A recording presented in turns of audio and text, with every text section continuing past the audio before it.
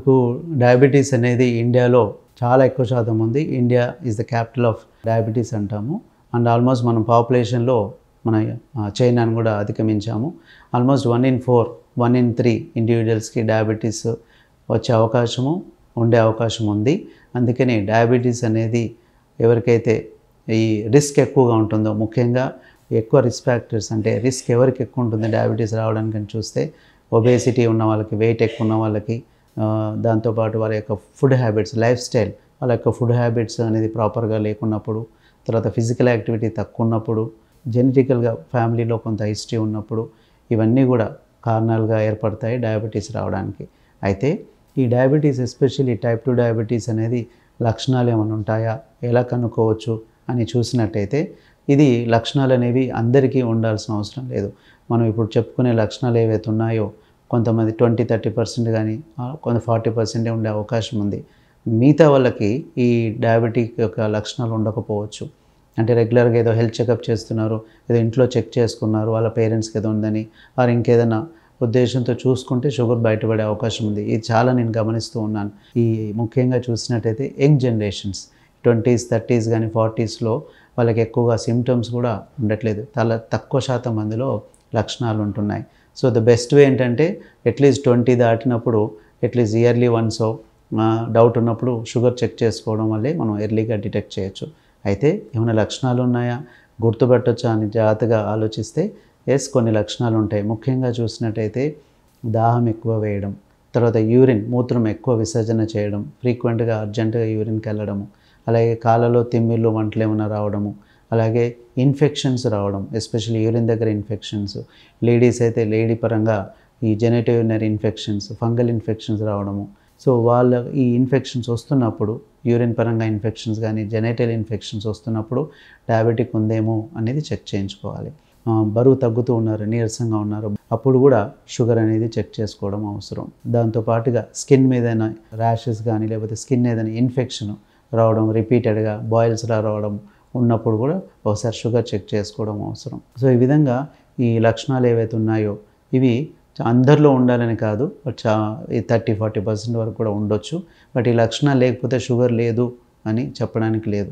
అయితే ఇప్పుడున్న పరిస్థితిలో అన్ని రకాలుగా చూసినట్టయితే ఈ ఫుడ్ హ్యాబిట్స్ కానివ్వండి, స్ట్రెస్ లెవెల్స్ కానివ్వండి, స్లీప్ హ్యాబిట్స్ అన్నీ కూడా మార్పులు ఉన్నాయి కాబట్టి అందరికీ కూడా డయాబెటిక్ రిస్క్ అనేది ఉంటుంది. అంటే ఓన్లీ ఫ్యామిలీలోనే డయాబెటీస్ ఉంది కాబట్టి వాళ్ళకే షుగర్ వస్తుంది అనేది కరెక్ట్ కాదు. ఇది ఒక లైఫ్ స్టైల్ ప్రాబ్లం అయిపోయింది, లైఫ్ స్టైల్ డిసీజ్ అయిపోయింది. అందుకే అందరూ కూడా 20s దగ్గర నుంచి మొదలు పెడితే ఫ్యామిలీ హిస్టరీ ఉన్నా లేకున్నా కూడా షుగర్పై డయాబెటీస్ రావచ్చు, ఉండొచ్చు అనే అవగాహన అనేది ఉండాలి. అదేవిధంగా మన ఆహారపు అలవాట్లు కూడా మార్చుకోవాలి, ఫిజికల్గా యాక్టివ్గా ఉండాలి. దాని ద్వారా మనం ఈ డయాబెటీస్ని మనం ఒక్కోసారి రాకుండా పోస్ట్పోన్ చేసే అవకాశం ఉంటుంది. సో మీకు చెప్పినట్టుగా ఈ లక్షణాలన్నీ కూడా, ఈ సిమ్టమ్స్ అనేవి అందరిలో ఉండాల్సిన అవసరం లేదు. అయితే ఎప్పుడైతే మనకు రెగ్యులర్గా మనకు బ్లడ్ గ్లూకోజ్ టెస్టింగ్ చేస్తామో, ఐదర్ గ్లూకోమీటర్ ద్వారా కానీ లేకపోతే ల్యాబ్లో టెస్ట్ చేసినప్పుడు ఒకవేళ ర్యాండమ్ షుగర్ అనేది 200 అబోవ్ ఉండడము, ఫాస్టింగ్ అనేది 120 అబోవ్ ఉండడం, పోస్ట్ లంచ్ అనేది 160 అబోవ్ ఉండడం ఉన్నప్పుడు డయాబెటీస్ ఉండే అవకాశం ఉంది. అలాగే HbA1c అనే టెస్ట్ ద్వారా కూడా 6.5 అబోవ్ ఉన్నట్టయితే ఈ డయాబెటిక్ ఉండే అవకాశం ఉన్నట్టు చెప్పొచ్చు. అయితే ఇవన్నీ కూడా మనకు లక్షణాలు ఉన్నా లేకున్నా కూడా ఈ షుగర్ వాల్యూస్ బట్టి కూడా మనం డయాబెటిక్ కాదా చెప్తాం. అందుకే వితౌట్ సిమ్టమ్స్ కూడా, లక్షణాలు లేకుండా కూడా డయాబెటిక్ వచ్చే అవకాశం ఉంది. అండ్ ఫ్యామిలీ హిస్టరీలో డయాబెటిక్ అనేది జెనెటిక్గా లేకపోయినా వాళ్ళ ఫాదర్ మీద కూడా డయాబెటిక్ వచ్చే అవకాశం ఉంటుంది.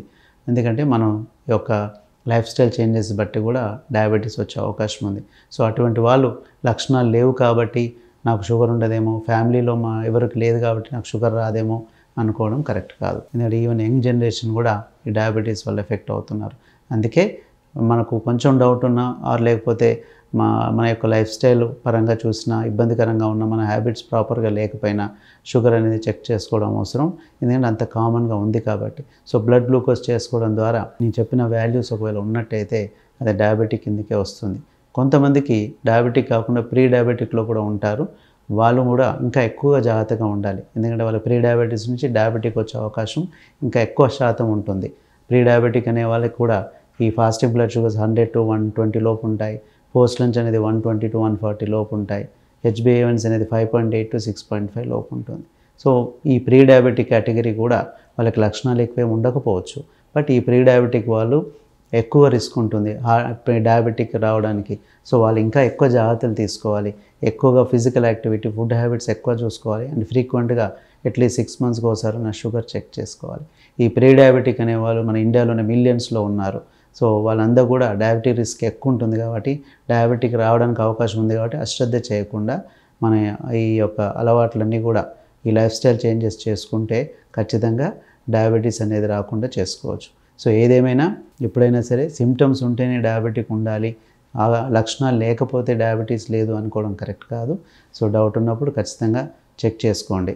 సో ఇటువంటి లక్షణాలు ఉంటే మాత్రం ఖచ్చితంగా టెస్ట్ అవసరం, లేదంటే డౌట్ వచ్చినప్పుడు చూసుకోవడం అవసరం. సో బహుశా ఈ డయాబెటీస్ అనేది ఇంత కామన్ అయిపోయింది కాబట్టి ప్రతి ఒక్కరు కూడా రిస్క్లో ఉంటారు. అది మన బ్లడ్ టెస్ట్లు, షుగర్ లాంటివి, హెల్త్ చెకప్స్ లాంటివి రెగ్యులర్గా చేసుకుంటే అట్లీస్ట్ ఒక 25-30 నుంచి మనకు షుగర్ను ఒక్కోసారి అందులో కూడా చూసుకునే అవకాశం ఉంటుంది. ప్రీ డయాబెటిక్లో ఉన్నామా, నార్మల్లో ఉన్నామా, డయాబెటిక్లో ఉన్నామా కూడా మనం తెలుసుకోవచ్చు. సో బహుశా వీటి ద్వారా మనకు ఎర్లీగా గుర్తుపట్టడానికి, ఎర్లీగా ఐడెంటిఫై చేయడానికి డయాబెటీస్ని, అలాగే రాకున్నట్టయితే జాగ్రత్తలు తీసుకోవడానికి ప్రీ డయాబెటిక్లో ఉన్నట్టయితే మనకు ఒక అవకాశం ఉంటుంది. బహుశా ఇదంతా కూడా మీరు పాటిస్తారని ఆశిస్తున్నాను.